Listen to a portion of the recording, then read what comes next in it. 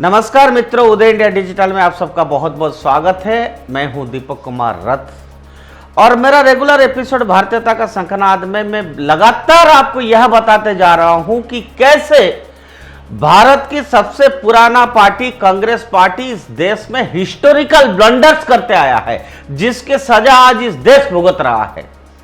पिछले कुछ दिनों में लगातार कांग्रेस की इस ब्लंडर्स के बारे में मैं आपको तथ्य के साथ बता रहा हूं और उसी कड़ी में आज मैं कुछ और हिस्टोरिकल ब्लंडर की सौगात लाया हूं, जो कि हमारे प्रधानमंत्री श्रीमती इंदिरा गांधी ने इस देश को तोहफे यानी नासुर दिया था। दोस्तों, आजकल आप सभी को पता है कि कैसे कनाडा, अमेरिका, ऑस्ट्रेलिया में बैठे हुए और पाकिस्तान द्वारा कुपोषित खालिस्तानी गुंडे भारत की काउंसिलेट पर हमला कर रहे हैं, भारत का झंडा जला रहे हैं, मंदिरों पर हमले कर रहे हैं, हिंदुओं को धमका रहे हैं। तो आखिर ये खालिस्तानी है कौन, कहां से आए और क्यों ये भारत के खिलाफ है, यह जानना बहुत जरूरी है। बहुत से लोगों को संदेह है कि विदेशों में सिखों में खालिस्तान की भावना पनप रही थी और उन्होंने घरेलू राजनीति को प्रभावित करना शुरू कर दिया था। ज्यादातर लोग सोचते हैं कि भिंडरावाला ही मास्टरमाइंड था, लेकिन ऐसा नहीं है। जैसा कि अच्छी तरह से डॉक्यूमेंट्स है, संजय गांधी, ज्ञानी जैल सिंह और अन्य नेताओं जैसे कमलनाथ, फतेदार आदि एक राजनीतिक गुट बनाकर पंजाब में अकाली सरकार को अस्थिर करना चाहते थे, जो चरमपंथी तत्वों को अपील करता हो। इससे शिरोमणि अकाली दल को मुश्किल में पड़ जाता कि क्या वे नए गुट को खुश करेंगे और अपने हिंदू संगठन साथी को खो देंगे, या उदारवादी बने रहेंगे और चरमपंथी गुट को खो देंगे। यह भी कहा जाता है कि उन्होंने इसीलिए बनाया होगा ताकि 1985 का चुनाव जीतने के लिए बड़े पैमाने पर भारतीय जनता के लिए एक ऐसा मुद्दा तैयार किया जा सके जिसे इंदिरा गांधी द्वारा हल किया जा सका, बताया जा सके। हालांकि जो दस्तावेज है वो यह है कि संजय गांधी ने ज्ञानी जैल सिंह को मदद से इस भूमिका के लिए उम्मीदवारों का साक्षात्कार किया। वे सिख समाज के अधिक धर्मनिष्ठ वर्गों को आकर्षित करने के लिए एक संत चाहते थे। उन्होंने भिंडरावाला को इसलिए चुना क्योंकि उसमें आदर्श गुण थे।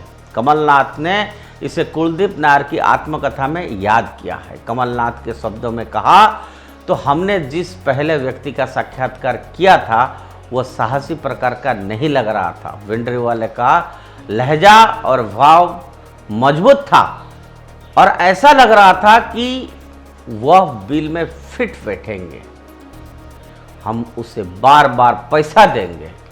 उसका पहला कार्य निरंकारियों का समाज, जो कम्युनिटी है, उसके खिलाफ विरोध स्थापित करना था, जिन्हें अमृतसर में एक सम्मेलन आयोजन करने का अनुमति दी गई थी।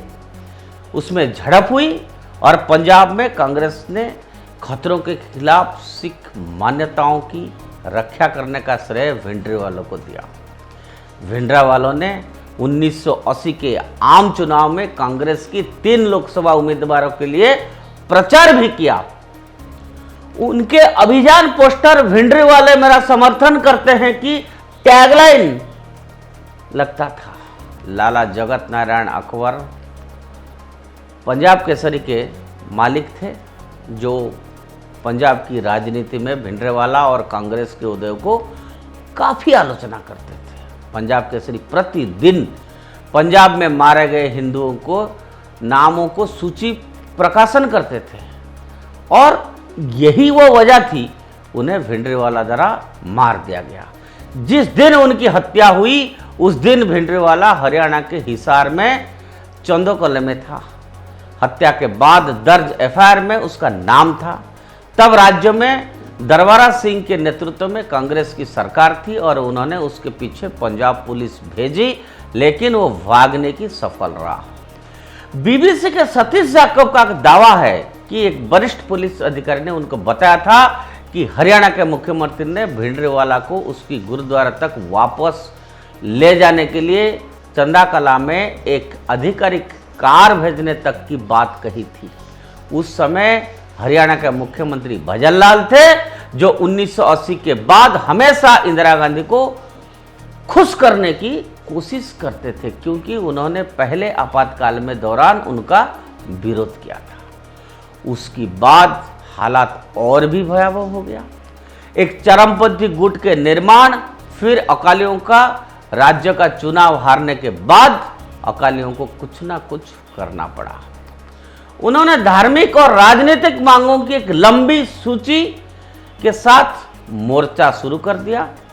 बेशक प्रमुख मुद्दे चंडीगढ़ और पंजाब की नदियों की पानी का बंटवारा थे, अकालियों ने और केंद्र में बैठे लोगों ने भी खतरनाक खेल खेलना शुरू कर दिया और इसके परिणाम स्वरूप अंततः ऑपरेशन ब्लू स्टार हुआ, जो अंततः इंदिरा गांधी की हत्या के बाद समाप्त हुई।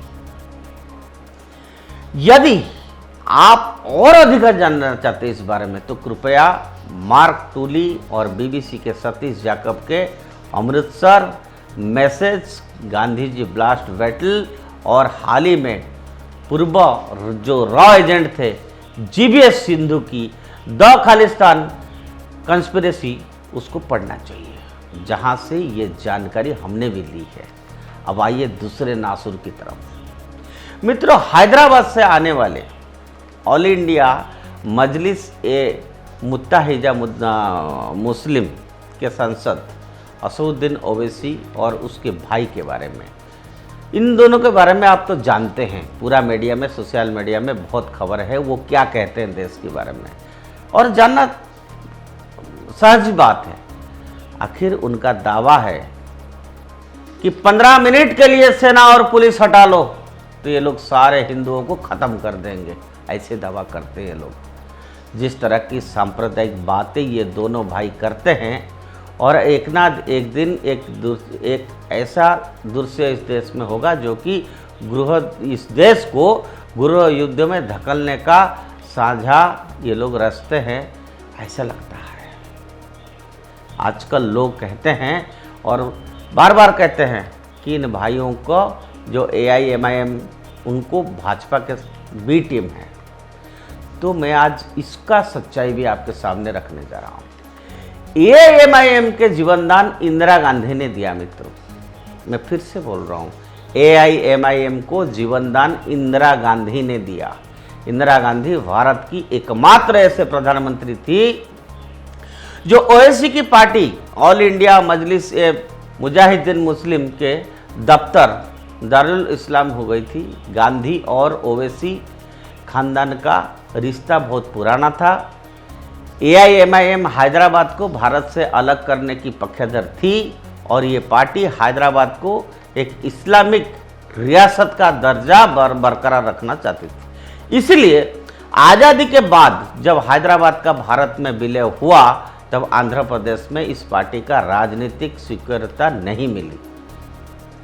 आंध्र प्रदेश में फिल्म अभिनेता NT रामाराव का उदय हुआ और उन्होंने आंध्र प्रदेश में कांग्रेस को बिल्कुल खत्म कर दिया।